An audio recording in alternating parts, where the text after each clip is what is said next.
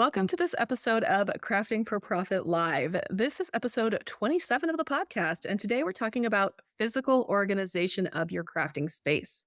Whether you're working from a tiny corner in your bedroom or you have a full-fledged studio, we're going to share practical tips to declutter, organize, and optimize your space so that you can get maximum productivity and make more money.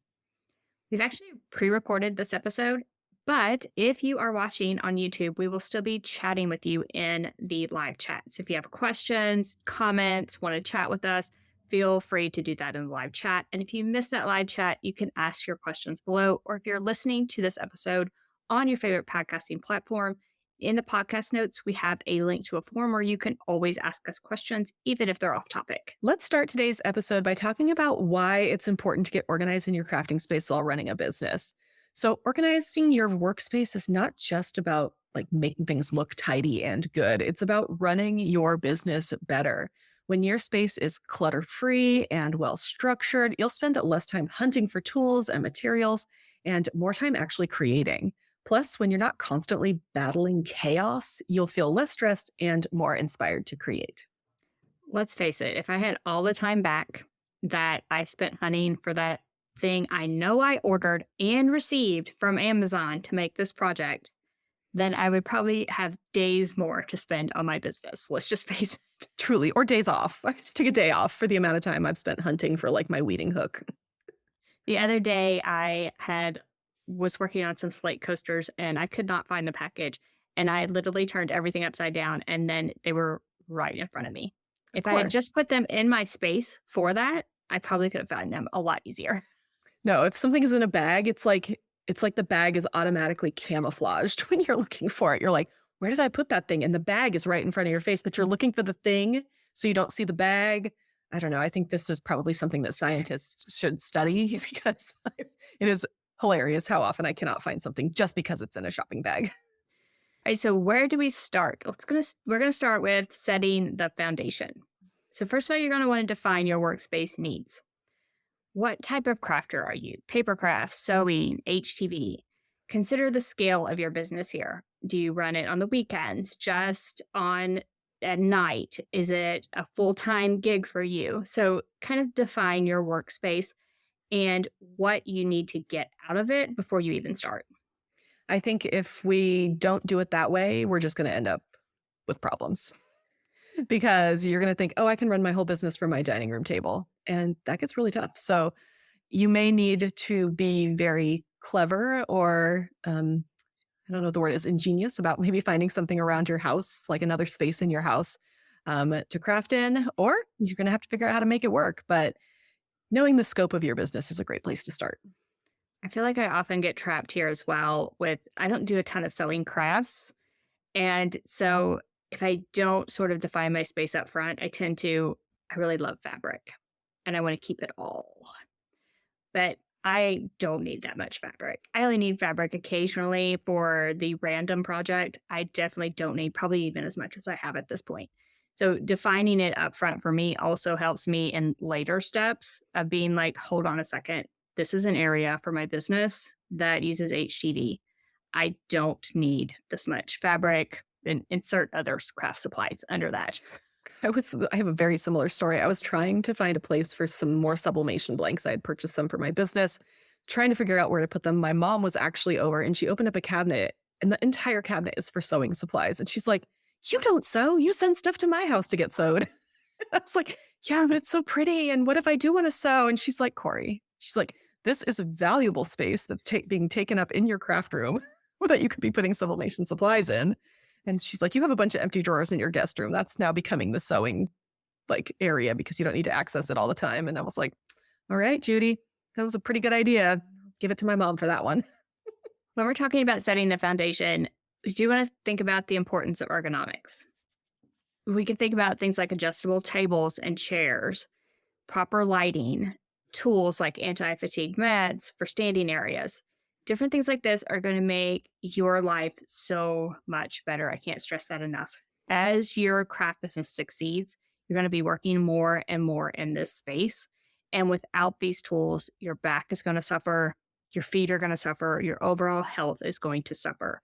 So I feel like keeping these things top of mind even if you can't afford these things right now and need to invest in them over time, but keep them in mind for investments you want to make in yourself and your business in the future. And even if you don't have, $1,000 to invest in a super ergonomic chair or something like that, you can still make your setup more ergonomically friendly. So you want to make sure your keyboard is at the right height, your screen is at the right height, that you're moving your body. All of these things we talk about all the time because Angie and I think that your physical health impacts your business so much, and we talk about it a lot. And so if your back is constantly killing you because you're like this at the computer, I don't know if you can, nobody can see that on the podcast, but I got really close to my screen. Um, that's obviously really bad ergonomics, and your back is going to suffer. If you are sitting in a really terrible, if you're sitting in a wood dining chair to do all your work, maybe think about putting a pillow down, just something. Make these small changes to make your workspace better for your body. As two people here who have chronic conditions, we understand our bodies are constantly trying to work against us. So the more that we can do to work with our bodies instead of against our bodies, the better it's going to be. Yeah. So, one thing I did right with this from almost the very beginning in my craft space, I did a table where I could have bar stools so I could sit or stand to work. So that way I could have sitting time, standing time, and have them both and whatever my body needed at the time I could do. And I feel like that is a very inexpensive thing to do. Like my husband built a table with some wood, some plywood, and some bar stools from Target is what I still have today. I still have that table. I still have those bar stools, and it has worked all of these years. And it was an inexpensive solution that was also ergonomic. I feel like just thinking about it more will automatically make you realize when things hurt. Like for me, all of a sudden I realized I probably need computer glasses because I was getting closer and closer and closer to the screen to be able to read it. And I kept telling my chiropractor, I was like, my back, like up in my shoulder area is just killing me. And he's like, are you sitting like this? And I was like, yeah, I am. He's like, maybe you need glasses. Okay, Mr. Knows It All. So I now have a pair of glasses I can wear while sitting at the computer, and I'm not as hunched over as I was before. So just pay attention. Pay attention to what your body needs and do your best with your budget to give it what it wants. So the next step in this foundation piece is going to be decluttering. And this is often a tough step in this foundation for people. There is definitely benefits, psychological productivity to a clean space. And I also feel there's psychological things to letting go and being able to let go of those craft supplies that maybe you've been hanging on to. So let's talk about strategies of letting go of unused tools and supplies. I feel like that first one was good. So you tailored your space. You're going to tailor your space to the type of crafter you are. And then you're going to think about all those sewing supplies when you never sew. You're going to think about that clay. I probably still have clay somewhere where I would maybe craft with different clay crafts, and I haven't done those in over 2 years. I find it beneficial for me to think about the last time I used them. When's the last time I opened that box? When's the last time I pulled out that bin? If it's been a substantial amount of time, it might just be time to let go. I think for me, it is realizing that the things that I have could benefit someone way more than they're benefiting me. So I have all these sewing supplies. Am I not using them? I do sew occasionally, so I'm going to keep the basics on hand. But if I wanted to get rid of some of the fabric I have that I'm never going to use, there are so many quilters out there. I've got such nice fabric. Somebody could actually really use it and enjoy it instead of it just literally sitting in a closet.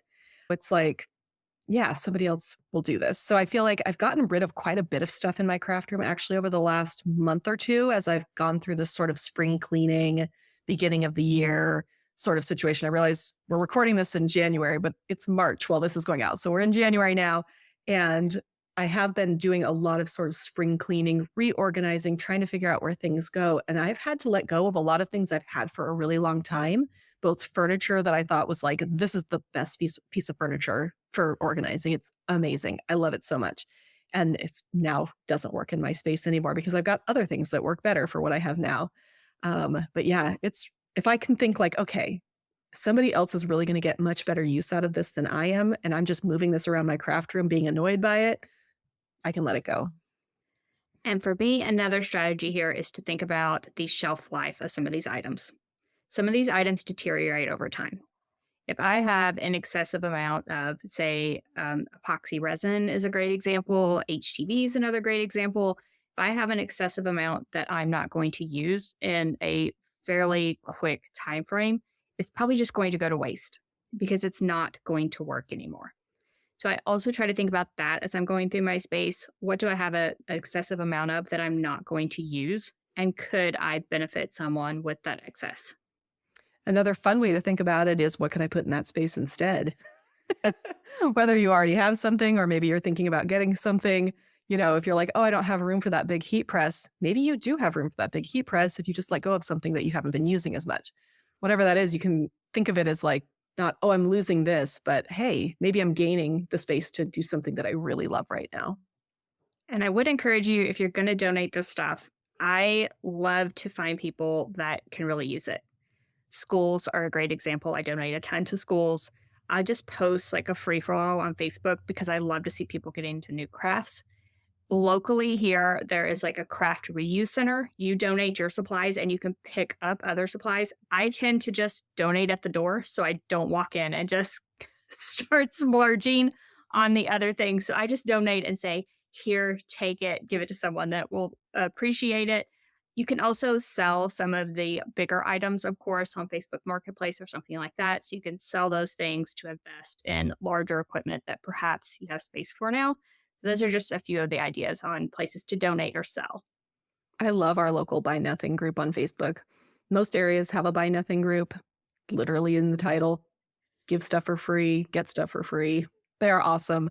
I've been able to donate so much, and several times people have shown me what they've made with the supplies or I've donated or how something looks in their new space. And it's just really lovely. All right, so let's talk next about structuring that workspace. So we know kind of what workspace we're working with. We know what's going to go in it. We've hopefully gotten rid of some of the stuff that we don't need anymore. So what's it going to look like? And we're going to talk about zones. So we need all sorts of zones when we're running a small business. You're going to need like an actual crafting work zone where you're going to, cut and assemble and package or do all those things. You might need a computer zone where you're going to do design and fulfill orders, upload stuff to Etsy, that sort of thing. A shipping zone where you might have, you know, shipping materials that tends to take up a lot of space. And then like storage zones where you're going to put all the stuff that have either already made or all the materials and supplies to make something. So thinking about these zones and making sure that they relate back to your business. So go back to the tips we talked about before, right? So if you're doing these zones for me, if I have my sewing machine in one of these zones, then that space is laid out incorrectly. So what I've done is I've taken my sewing machine and I've put it in the closet. Do I need a sewing machine in my life? I absolutely do. I enjoy sewing occasionally. I don't sew for my YouTube channel. I don't sew for my business. I sew for pleasure. I do need it. However, it doesn't need to be directly in my craft room or craft area. It can be in a storage closet. It could be in completely another room in a closet. Just so long as it's accessible, I can pull it out. I can, sew on my kitchen table when I need to, but it doesn't need to be part of this business area. I definitely have my workspace broken out into zones so much that my boys have named the zones in my office. Let's see if I can name them correctly. We have Laser Lane. They want to make street signs. We have Cricket Court. That's back here. There's crickets back here. And you can't go out this way. So it's a court. You have to like go in, but you have to go back out that way. Heat Press Hill is on the other side of the room over there. Assembly Avenue, which is where I package all of my things. It's basically a big empty table with all my shipping supplies underneath. And then I do have a space for like where all of my Etsy stuff lives. And I don't know if that has a name yet, but yeah. So I definitely have zones enough that my boys were like, this is what those zones are and we can name them, which I thought was I was like, okay, I'm zoning correctly. If 2 9-year-olds are like, we can name all the different zones in your office. So my actual craft room is fairly small. It's not as large as Corey's. And I will say that I have to break the zoning rule a little bit. So like heat presses can't all go physically into this one space because I need, my craft table in the middle. So you might have to break up your zones, was my point, into like a couple of different spots if you are small space challenged, like I think some of that's us are. totally valid. I mean, I've decided to, this is kind of has to do with this, but like I'm not going to be a one pair of scissors girl. I now have a pair of scissors in each zone. I have, I don't know, 10 tape measures. I bought a pack of little cheap tape measures on Amazon and they are everywhere in here. There's a weeding hook at every turn. Like all of these things that I use fairly often. There is a craft knife basically in all the zones because I don't want to be in my shipping zone and be like, oh, I need to open a box and have to walk over to this here to grab, this pair of scissors to open the box. I want to easily access all of these things I use all the time. And that really is a tape measure, a craft knife, and a pair of scissors are kind of the three big ones, and a weeding hook. I have one of those in each area too. Those four things live in at least five places in my office because I just don't want to have to spend my time walking around looking for the one tape measure I have. I was like, you know what? This is like $5, Corey. Buy yourself more tape measures.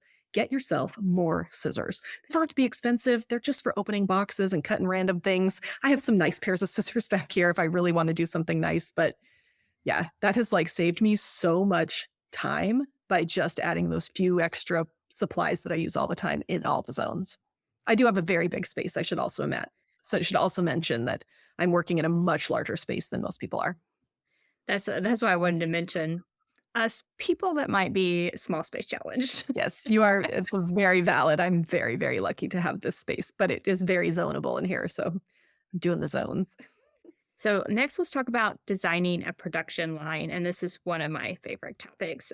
So if you're doing batch production, if you are producing things like for your Etsy shop, designing your space in a production line sort of layout is one of my favorite ways to do it. So you could, let's say that I'm making HTV shirts, then you might have your Cricut machines or maybe your computer station first, then your Cricut machines, then a weaving station, then a station with your heat press, and then maybe a station where you do like some packaging or folding. So if you have these all laid out in a line, in a U shape would be optimal. Then all of a sudden you can start at one end and you come out at the other end with your finished product. Having them like this allows you to, like, while it's heat pressing, you can be over at this station doing something else and you're right there by the heat press. And you can use like carts, rolling tables, that type of thing to lay this out. So you can change it and alter it as your business changes, or perhaps your product changes. Like, I'm making shirts today, but I need to make sublimation something tomorrow. So I'm going to roll my Cricut cart out and I'm going to roll my sublimation printer cart in, and I still have my production line going on. I just set up some tables in here in a U shape, and I cannot believe it has taken me this long to do it. It is the most useful amount of table space. I had to buy two more big tables, but I mean, I'm doing quite a bit of production in here now. And I was just like, I set up this U shape and I was like, Corey, this is it. But I can guarantee you in a year, I'm going to be like, I have to move everything around again. So, Things change. I mean, like, we haven't talked about this a ton, but my degree's in engineering and like my specialty was this type of thing. So laying out production lines and efficiency and that type of thing. And if you all would just put your stuff in a U shape, I would be so much happier. I love this. I feel like we should do an episode on the U, getting everything in the U shape. It really is just, it has really, really improved a lot of my working here. All right. So now we're going to talk about maximizing small spaces. I have not always had such a great space. I have about 600 square feet above our garage, big open layout. I'm incredibly lucky. It is one of the main reasons we purchased this house was like Corey gets a big craft space to run her business. However, I started at my dining table. In our last house, I had a 10 by 10 bedroom, and that felt like I was king because I had my own space versus the dining room table. And then we moved here, and I was like, I don't even know what I'm going to do with this space. And I easily filled it. But there are a lot of ways to sort of maximize those small spaces. And my number one way is sitting right behind me. For those of you watching on YouTube, is a giant pegboard. I love pegboards. I've got two other big ones in here. They are so helpful for maximizing that vertical space. I have them between windows where a piece of furniture wouldn't even fit. So I feel like that is my number one tip is, and they're not that expensive to get some pegboards and put them up, and they hold so many supplies. And vertical space could look like bookshelves. I mean, just anything to get that height, and even like a table with a shelf above it. I've utilized that in some of my spaces just anything to get the height of the room. If everything is just at a desk level, you are losing so much storage space. And I utilize things like the back of the doors, like any space that's in my room, I'm going to utilize it with some type of hanging organizer, pegboard, just any type of organizer that will hold craft supplies and keep them somehow manageable. I am a huge fan of the PAX IKEA cabinets. So these are closet cabinets. This is great if you don't have the budget for something like a dream box. I mean, Angie and I both have, well, I have half a dream box and Angie has a whole dream box. But that's out of a lot of people's budget. If it's in your budget, I mean, we love them. However, an IKEA cabinet will hold so much. And you can just put big plastic bins in there. They come with, some of them have big drawers. I've got all my vinyl in one, and they are significantly less expensive. So, and that's a great way because they're so tall that you can get a lot of vertical space in an IKEA cabinet or another type of cabinet because they're so tall. Mine almost goes to the ceiling. Yeah, I will say I put off getting a dream box for a long time. I'm going to use a dream box as an example, but this could be any type of investment into organizational furniture. So if you're putting off that investment into organizational furniture, it was one of the biggest mistakes I've ever made because it really helps to actually organize the things and like get so much into a tiny space. So I would encourage you to think about the investment, whether it's over time or not, of organizational furniture. It will just make your life so much easier. And I feel like I put off making a good investment. I basically reused old furniture from other spaces for the longest time. Oh, that bookshelf, I don't need it in the living room. Well, let's just put that in the craft room, even if it didn't work for the space. So think about things that will work for your space, things that are within your budget, and making those investments over time. I would say another really good investment to make, and it actually is not incredibly expensive, especially compared to something like a Dreambox, is a very solid work table. I feel like we end up working at card tables, dining tables. We bring a dining table into our craft space. We end up working on a really crappy little IKEA table with four tiny $4 legs, and it just doesn't work. But there are so many reasonably priced workbenches on Amazon and other places right now. I have Gladiator tables, which are not cheap, but I also have one that I just bought because I was like, I need a table and I don't want to spend Gladiator dollars. So I'm going to buy another work table. It's holding two lasers right now.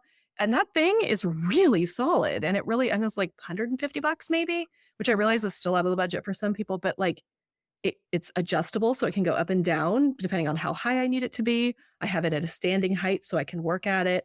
And it's just so much sturdier and easier to work around than something like a dining table. A dining table has a big empty space in the middle. You can only like work around the edge, right? I mean, you can put stuff in the middle, but with a workbench, it's a long, it's a long sort of table that you can work from both sides really easily.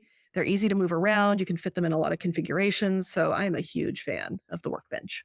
And I do feel like if anyone in your life can cut wood and assemble it, the workbench is like the first place you need to go because it's easily like 2x4 legs and a plywood top would be so much better cut to size, a size that works for your space and for you than probably what you're using today. And I've actually started you can purchase metal legs on Amazon very inexpensively. And it comes with cutting instructions for the wood to actually support shelves. And you can do several shelves on these.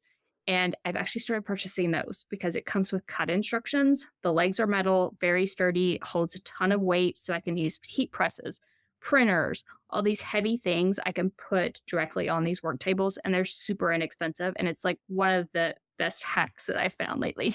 We'll have to link to those down in the description of the Yeah. video and the podcast notes. And I'll link to the cheap workbench that I have as well, because I don't know, I feel like workspace tables is a place where people a lot of times skimp because they're like, I'm just going to use my dining table. Or, I mean, I worked off the crappiest IKEA work table forever. I still have it. It has like legs that I screw on every time I need to use it. And the top I've used just so much that it's bowing in the middle. But it worked for the beginning. But after a while, I was like, you know what? I need something that's actually not going to collapse if I put something slightly heavy on it. And I found that the workbench, for me at least, having it be a much narrower in depth has been a much better solution. And then if you are doing that where you're like working wherever you can, something that's foldable and on wheels is a wonderful solution. And I mean, Create Room makes one, but they also sell one at Michael's that's completely foldable. You can put your Cricut machine, it has little shelves for all your accessories, and then the ends fold out into a work surface. So I feel like anything like that that's foldable will give you a much better area to work on. And let's face it, a clean area. If you have to fold it up, store it, you have to clean it off. And so there's no more waiting on whether my dining room table is clean or not to craft. You fold that up and you are ready to go. I feel like getting a clean work surface is difficult for most crafters, whether it's your kitchen island or it's one of my many work tables in this office. There's if it's a flat surface, stuff's going to go there, no matter what. So we're going to talk a little bit more about how to maintain a clean space, but I do think that is a challenge. All right, so now it's time for our commercial break, and we are going to talk about a new camp that we have going on right now. So, if you're familiar with our camps, we have done Sublimation Camp, we've done Crafting for Profit Camp, and we wanted something new and exciting for everyone. And so, we are introducing Craft Organization Camp because we want to help you organize your craft supplies. This is become a huge camp. We have at least 20 different creators. A lot of them have been guests here on the podcast. We have, I think at last count, there are more than 30 classes. And the best part, it is free to attend.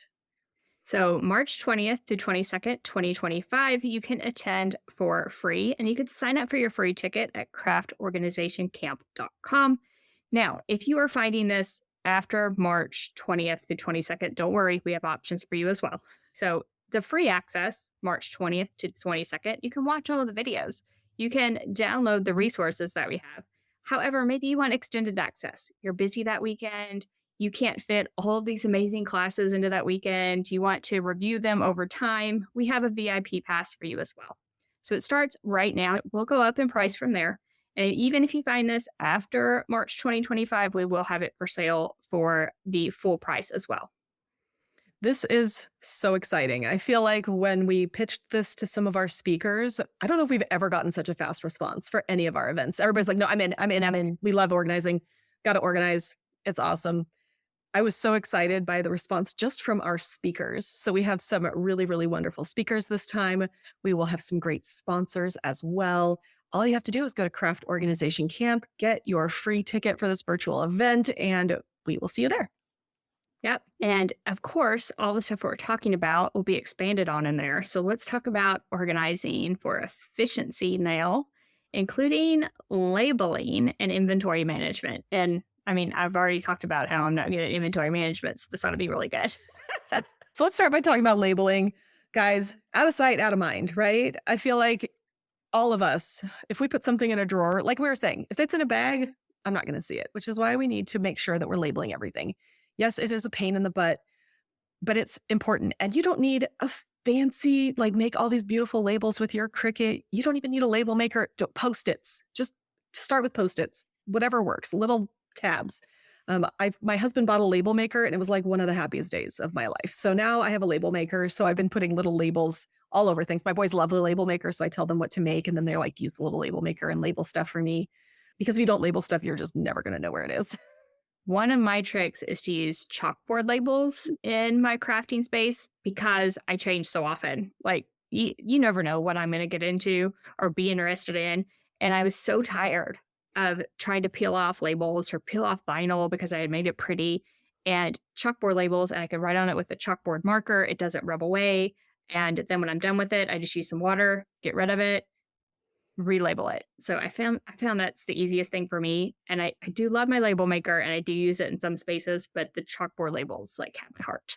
That's a great idea. I like the label maker because it all comes off in one piece. Because if you've ever labeled anything with vinyl, so cute. But the second you want to switch something, then you're just like, scraping it off. And you're like, do I really need this bin? No. What? I just turn it around and label it on the other side. So I do feel like labeling, great place to start. Make sure you're labeling everything because you don't know what's in that closet. Absolutely not. You need to know. And then we're talking about digital tools for inventory management. So this is a problem for both me and Angie. Like, what do we actually have?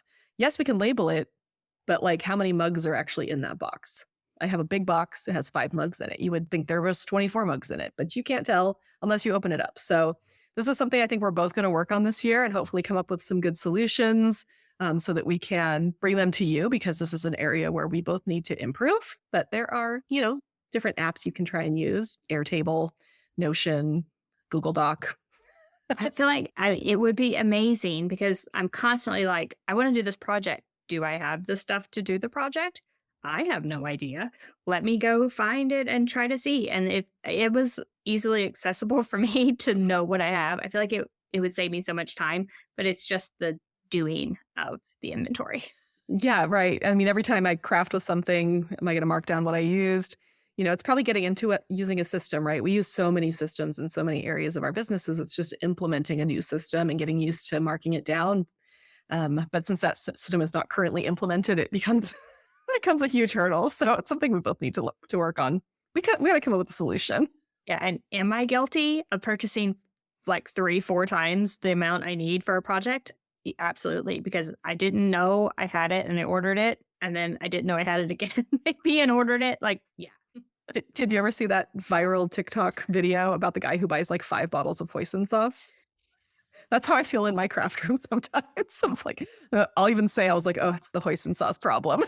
It's, also, I have like 3 bottles of hoisin sauce. So I know that this is a very specific problem for refrigerators, but it also happens in my craft room. I do that with, I do this all over my home, like in the kitchen. And my son, the other day, he was like, oh, great, you brought more mayonnaise to add to the other bottles of mayonnaise. I feel like this is so true. But then all of a sudden, like one day I'm out of mayonnaise and I'm like, see, this is why I continue to buy mayonnaise because I've got 2 kids who eat mayonnaise on everything. That's what I said. The worst thing that could possibly happen in life is to run out of mayonnaise. That's what I said. That was my answer. I love it. That's amazing. All right. So then we talked a little bit about how we are going to maintain our clean space. This is probably the hardest thing for a lot of people. You work so hard to get it organized. And then like 3 days later, you're like, why did I even do that? It's a disaster again. So there are just some different ways that you can do this. I've talked about this so many times on the podcast, but I set myself timers to clean during the day. I will sit for 20 minutes and then I will clean for 5 minutes, sit for 20 minutes, clean for 5 minutes on whatever I'm doing. I found that that actually helps me maintain a base level of tidiness in here. That's my method. What do you do, Angie? I try to do a daily reset at the end of the day, is what I always call it. Basically, where I clean surfaces and try to unbox things. I do have a weekly thing in my calendar as well. So I have to put these things in my calendar or it's just not going to happen. So there's a daily reset in my calendar. And then weekly, I have something that I call like the unbox and basically an inventory type of thing, although I don't track inventory. But I unbox everything that's came in and try to put it away, make sure I have the things for our next project. And that's like perfect world Angie. Both of those things are perfect world Angie. I'm just going to be honest right now. Sometimes life gets busy, and the very first thing to go off my calendar is the weekly unboxing. That's the very, like, if I get busy, that's the very first thing to go. So I do want to note that while that sounds really perfect and a really great idea, it's just not always reality. It isn't reality, and stuff's going to be messy. Crafters are messy, right? It's just the nature of doing a craft. You can't do it. Like, crafts aren't tidy. They're just going to get everywhere, and you're going to need supplies and tools, and it's going to have packaging, and it's just going to be everywhere. So I think it's just kind of one of those things that we just have to accept the reality of, right? We can say having an perfectly organized space is going to change your entire life. And yeah, it'll make things a lot easier, but like, we're still going to be messy. We're still going to have to clean up a lot. But I think just maybe scheduling it into your day, that kind of thing. One of the other things that I do is if I'm doing something like, say, with a heat press, I'm like, okay, this is a 2-minute press. What can I clean in 2 minutes? And then I'll like set like a little challenge for myself to tidy things up. Or I do a lot of like, oh, I have to walk to the other side of the room. This goes on the other side of the room. I'm just going to carry it with me. Okay, now that I'm on the other side of the room and I have to walk back, what am I going to carry with me? I play this game in my house all the time. My boys think I'm crazy because I'm always just carrying random things around the house, but it's just become a habit for me. As when I'm leaving one part of wherever I am to go to another part, I've got something in my hand. I will say that time lapse videos are extremely satisfying.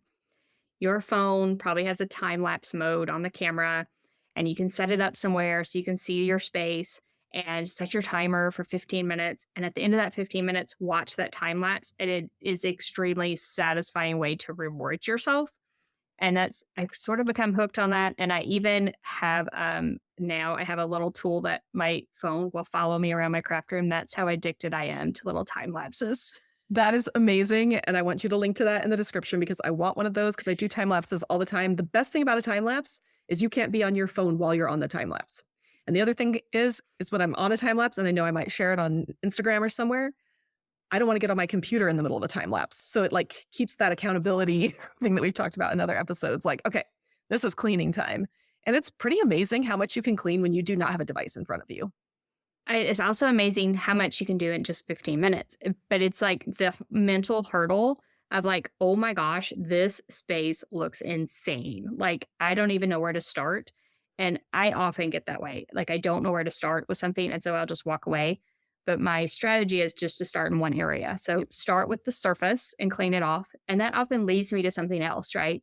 So I'm cleaning the surface and I find two mugs and they need to go in the mug bin, and I pull the mug bin out and I'm like, oh, well, I could also put this thing that's randomly in the floor below the mugs away. So it often sort of leads me down a path. Yeah, I tend to clean in the same zones that I have my office organized in. And from before I was moving my camera around from zone to zone to zone, but now I want your special movie camera thing. But yeah, I find if I can just get like one surface clean, then I'm like, okay, this is a good start because I can work on this table now or whatever it is. And I have to say, this is very embarrassing, but like the floors in here are the worst because one, I don't have a Roomba or anything like that. So, and I have a giant dog. And even though he is afraid to come in here most of the time, his hair is everywhere in here.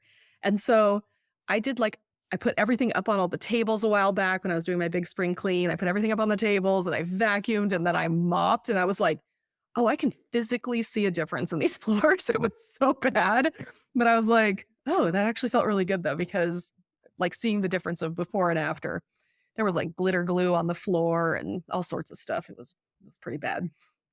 All right. So then let's move into sort of mindset workflow tips. You know, we're really big into mindset. It sounds really kind of out there, but when you change your mindset, it actually works. Darn it. As much as we would like to say it doesn't, it really does.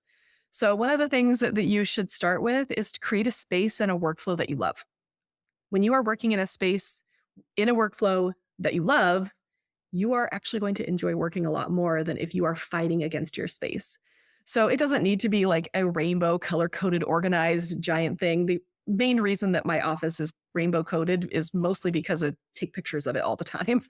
But there are parts of it that I'm like, you know, if you open up one of those cabinets over there, it's just full of sublimation supplies. It's not very attractive, but it works.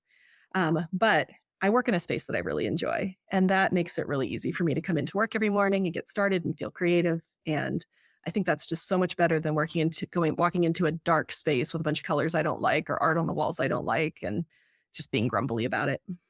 I feel like a happy space makes you want to clean it rather than the opposite. Like if it's a very dark space that is very cluttered, I just am like, I don't even want to go in there. So yeah. So I want a space where I want to go in it.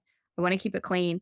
And that way I want to craft in it as well. No matter if you're a small business owner or just crafting for fun, you want a space that you are excited and energized to go into. It will just make your life so much easier. And that can be like we talked about organization, furniture, and things, but also just like make yourself some fun art for the walls. Make yourself some things you enjoy, craft for yourself, and decorate your space. And one thing for me that I've done is my craft space is completely different from the rest of my house. And I think, Cori, you're the same. Absolutely. So My house is a cabin. yeah, it's like the decorating style in the rest of my home is completely different. You are just like energized and charged when you walk in, and the rest of my space is very serene and farmhouse style. And that is okay. You are allowed in this space to be you, whether that is a closed door space or maybe it's just a section of your living room. Still allow yourself a little leeway within that space. Yeah, I think it's just really important to figure out what you love. And I think a lot of times we follow trends and we do all these things, but like what do you actually love? Like my mom, she's great. She really loves red and yellow. And I'm like, "Mom, I love your ketchup and mustard decor." Right? It's not for me, but she loves it and she painted her craft room yellow. It's not a color I would ever use in my own craft room just because it's not my preference. But she is so happy when she goes in there to make purses. Like you could just tell it's like this is a very Judy space and it's really nice. One thing I want to say, I love your mom for painting her room yellow. I really do. However, keep in mind that the tint on your walls can tint your photography. So if This you is a good are, point.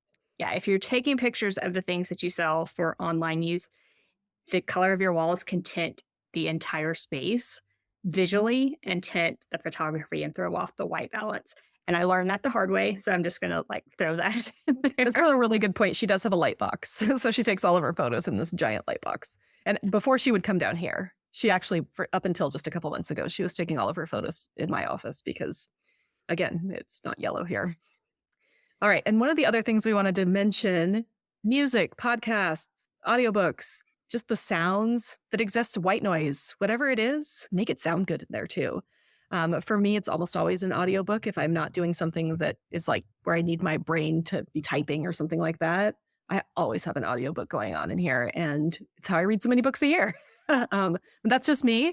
I know music is super energizing to a lot of people. Throw on some Taylor Swift, throw on some Beatles, whatever you want. Um, and it just really can change the atmosphere of your entire workspace. One other thing that motivates me is if I pick an audiobook I want to read and then say I can only listen to this audiobook when I'm cleaning my craft room. Boy, I can get some cleaning done because I want to read that book. I want to finish that book and I can stay on task if I like just motivate myself that way.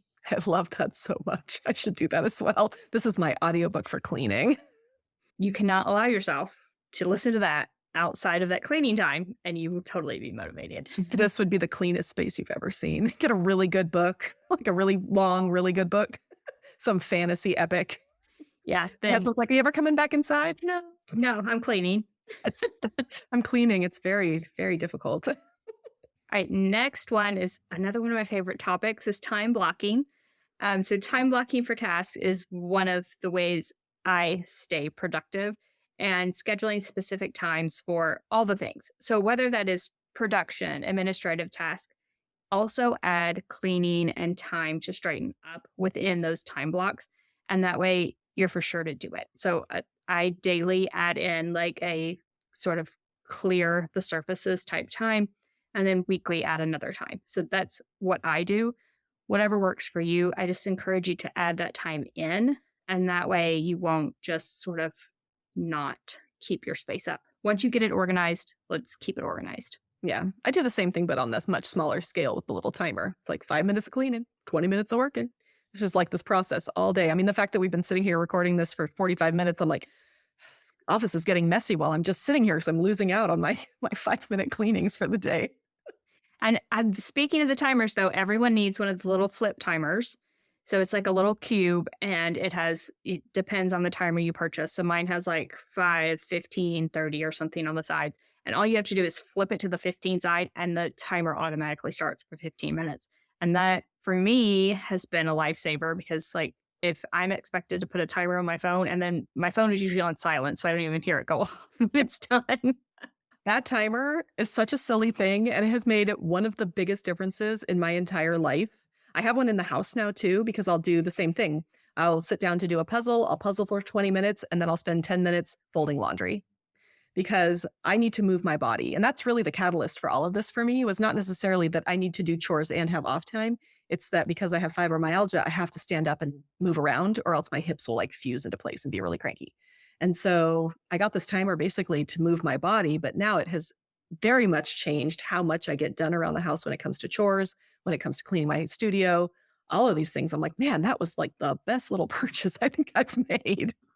They're so inexpensive and you can literally use them to stay on task. So like you can get lost in the scroll if you just allow yourself to scroll social media all the time. So set a timer. I'm allowing myself 15 minutes to enjoy my Instagram.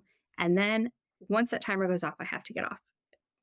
It's also a good way. I have used it for cleaning different parts of my craft room as well. Or it's like, okay, I don't want to clean out this closet. Like I have a closet that I really do need to clean out. I don't want to clean it out, but I'm going to just spend 15 minutes on it. Then I'm going to go do some other stuff, but like I have to spend the 15 minutes from the timer on the closet or else it's never going to get done. And again, I set a timer on my phone. It doesn't work. It's the cube. It's the cube. The magic of the cube. Definitely the magic of the cube. And then finally, for your mindset, making your space inspiring.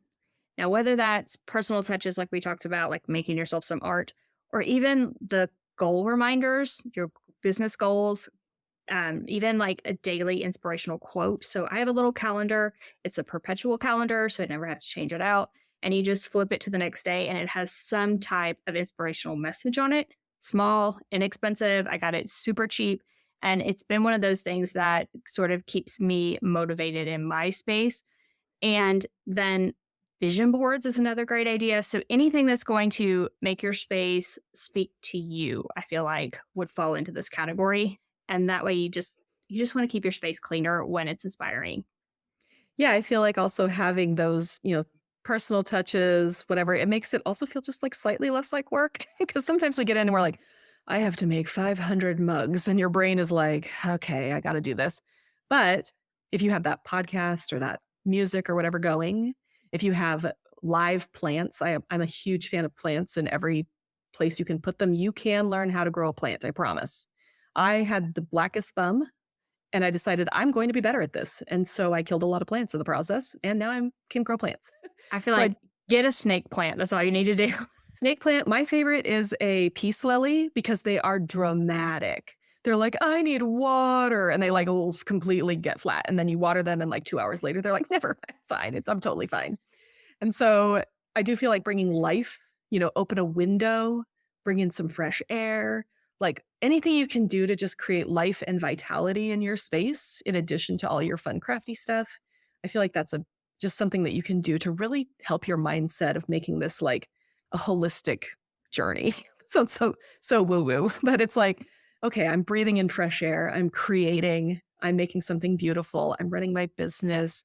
I've got my quotes. I've got all the things, and it's just a better vibe. I did want to mention lighting here. I feel like lighting's so important for crafting overall, just being able to see things. But if your space doesn't have natural light, using like daylight bulbs often helps me sort of tricks my mind into feeling, more awake, more like it's daytime. And I feel like that's just one of the tricks I use, like just overall in my home for dark spaces is to use like a daylight bulb. So I would encourage you to like look at your lighting as well. I feel like it can make or break a craft space. Absolutely. I mean, I live in the darkest place, right? I live as far northwest as you can get in the United States, and it is really dark here in the winter. And we're currently in January, like I said, and it is the darkest time of year. And so basically, all my light is going to be fake light. And so having, as we turn on a lot of lights in the winter just to kind of make it happier and brighter and remind ourselves that the sun is coming back, at some point, and we have hope. All right, so I think that's a wrap on today's episode of Crafting for Profit Live. We hope you're inspired to tackle your workspace, turn it into that productivity powerhouse for your business. And we do want you to remember that even small changes can make a big difference in how smoothly your craft business runs. And like we said, if you want to join us for even more, be sure to check out Craft Organization Camp, and that's craftorganizationcamp.com to get your ticket.